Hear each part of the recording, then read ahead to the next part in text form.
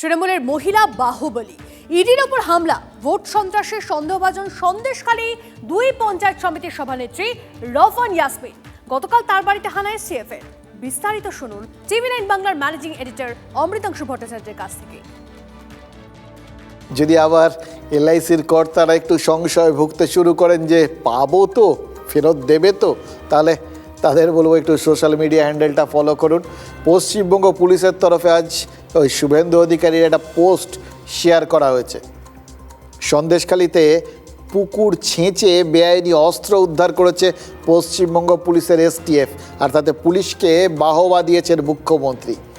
তা পুলিশ যদি সত্যিকারই সেই সময়ে মানে আগের জমানায় আর কি, তখন মমতা বন্দ্যোপাধ্যায় বহুবার বলেছিলেন পুলিশকে অস্ত্র উদ্ধার করতে হবে, বলেছিলেন বটে, কিন্তু এখন মনে হয় সেটা ওই এক বিখ্যাত মানুষ ছিলেন আর কি ময়দানে, তিনি কর্মকর্তা ছিলেন, তিনি নাকি কেউ এলে মানে ধরুন বা অতিথি কেউ এলো আর কি, তা বলতেন ওরে শোন ওই চাটা নিয়ে আয়, না না না না না মানে আর চাটা নিয়ে আয় না, নাটা এমনভাবে বলতেন যে ওই যে চা আনার কথা সে বুঝে যেত চাটা আসলে আনতে হবে না আর কি। তো সেরকমভাবেই বলেছিলেন কিনা জানি না, মোদ্দা কথা পুলিশ অস্ত্র যে বিশেষ উদ্ধার করতে পারেনি, বিভিন্ন জায়গার থেকে পরবর্তী ক্ষেত্রে অস্ত্রের বিবিধ ব্যবহার দেখে আমরা বুঝতে পেরেছি। কিন্তু এখন পুলিশ অস্ত্র উদ্ধার করতে পারছে, পুকুরের জল ছেঁচে অস্ত্র বার করছে। এবার পুলিশ যদি পুকুরের জল ছেঁচে অস্ত্র উদ্ধার করতে পারে, তাহলে বিশ্বাস ব্রাদার্সদের হাত থেকে মাঠও উদ্ধার করে দেবে, এটা তারা বিশ্বাস রাখতেই পারেন। এবার তৃণমূল যাওয়ার পর এমনিতেই অনেক দখল করা সম্পত্তি কিন্তু ইতিমধ্যেই উদ্ধার হয়ে গেছে। কিন্তু অস্ত্র উদ্ধারটা এটা সম্পর্কে দু চারটা কথা বলতে লাগে আর কি, কারণ এই অস্ত্র উদ্ধার হলেই না বাংলাটা কীরকম এটা চেনা লাগে জানেন তো। এই অস্ত্র উদ্ধার, বোমা উদ্ধার বা এগুলোর ব্যবহার, এগুলোই তো এতদিন বাংলার চেনা রূপ ছিল।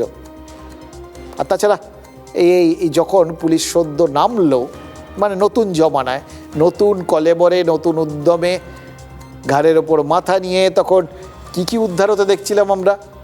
মেনলি ত্রিপল, ত্রাণ সামগ্রী, টাকা, হ্যাঁ তার সঙ্গে শাড়ি, জন্ম নিরোধক, এই সমস্ত জিনিসপত্র দেখে আমরা একটু অবাক হচ্ছিলাম। তখন মনে হচ্ছিল যে সত্যিই তাহলে। এবং এবার দেখুন, আমরা এতদিন ভাবছিলাম যে এবারের যে নির্বাচনটায় কোনো রকম বিশেষ গণ্ডগোল হলো না, তার কৃতিত্ব বোধহয় পুরোটাই ওই কেন্দ্রীয় বাহিনীর এবং নির্বাচন কমিশনের। কিন্তু এর পরে যখন এই সমস্ত উদ্ধার হচ্ছে, কিন্তু অস্ত্র উদ্ধার হচ্ছে না, তখন মনে হচ্ছিল তাহলে কি সত্যিই মমতা বন্দ্যোপাধ্যায়ের আমলে পুলিশ যাবতীয় শস্ত্রগুলোকে উদ্ধার করে দখলে নিয়েছিল, তাহলে গেল কোথায়? উবে গেল নাকি? কিন্তু সন্দেশখালী আশ্বস্ত করেছে কিছুই হারিয়ে যায়নি, লুকিয়ে রাখা ছিল। সন্দেশখালীর ওই মণিপুরে রাজ্য পুলিশের এসটিএফ হানা দিয়েছিল। তৃণমূলের দুই নেতা ওখানে, তারাও ব্রাদার্স, দু ভাই, রবিন এবং গোপাল দাস, মানে দাস ব্রাদার্স।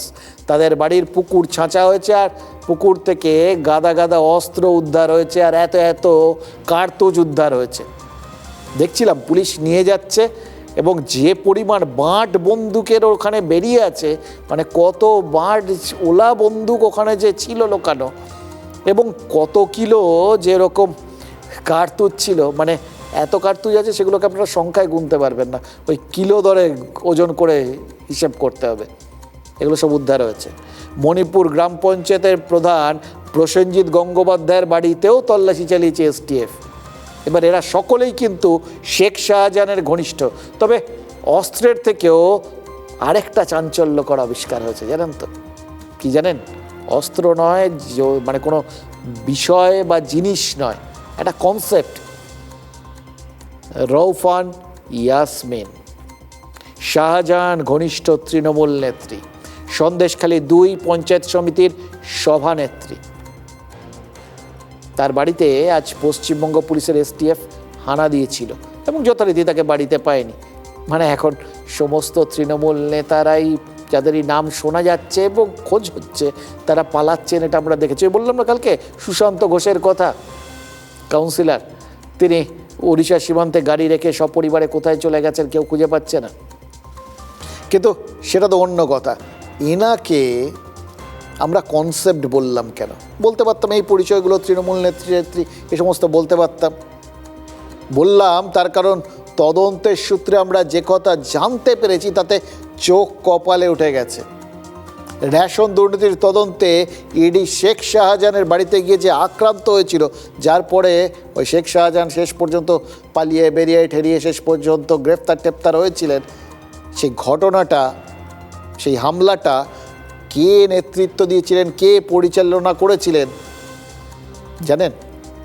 অভিযোগ কি জানেন? এই রওফান ইয়াসমিনই তার পরিচালনার দায়িত্বে ছিলেন।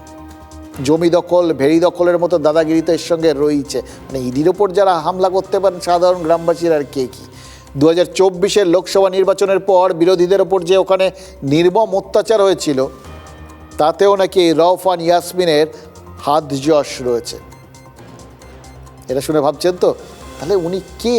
মানে ওনাকে কোন অবতারে আপনারা বর্ণনা করবেন?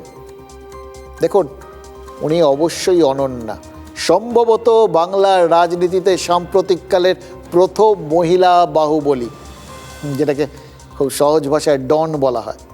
পুষ্পা টুষ্পা সমস্ত বাচ্চা, রওফানকে কি বলা যায়? দেখুন, দাউদ ইব্রাহিমের বোন হাসিনা পারকার নাকি একইভাবে ওই ভাইয়েদের সাম্রাজ্য মুম্বাইয়ের ওই ডোংরিতে বসে পরিচালনা করতেন। রওফানকে বাংলার হাসিনা পারকার বলা যায় কি? ভেবে দেখুন। সত্যি কথা বলছি কি, আবার একটু এটা অন্য মাত্রা এনে দিয়েছেন জানেন তো উনি গোটা বিষয়টায়। এতদিন এই ত্রিপল, খাট, এই সমস্ত উদ্ধার হতে দেখে মনটা খারাপ হয়ে গেছিল। তৃণমূলের আমলে এই ধরনের ছিচকে চুরি হয়েছিল নাকি, এই সমস্ত ভাবতাম। খাট ফাট, এই জন্ম নিরোধক শাড়ি, মানে এগুলো দেখে লোকজন বলতো এগুলো লামপট্ট, দূর এতে বীরত্ব কোথায়? কিন্তু রওফান ইয়াসমিনের কাহিনী শুনে যারা এতদিন খুব দমে ছিলেন তাদের বুকটা কিন্তু গর্বে ভরে উঠতে পারে। সন্দেশখালিতে শুধু মহিলাদের ওপর নির্যাতন হয়েছে তাই নয়, এই রওফা ইয়াসমিনের মতো এই প্রতিশ্রুতিমান বাহুবলী, তাদের মাধ্যমে মহিলাদের তার মানে ক্ষমতায়নও হয়েছে। এক পেশে নয় ব্যাপারটা, এই পেশির রাজনীতিতে সে যুগে বাংলা নিজের মেয়েকেই চাইতো, এটা কিন্তু আপনাদের ধরে নিতে হবে। হ্যাঁ, রওফান বাংলাদেশি নন কি ভারতীয়, এটা নিয়ে কেউ প্রশ্ন তুলছেন বলে শুনেছি। আমরা ধরে নিচ্ছি এক্ষেত্রে রওফান বাংলাদেশি নন, সুতরাং তাকে নিজের মেয়ে বলা যায় কি?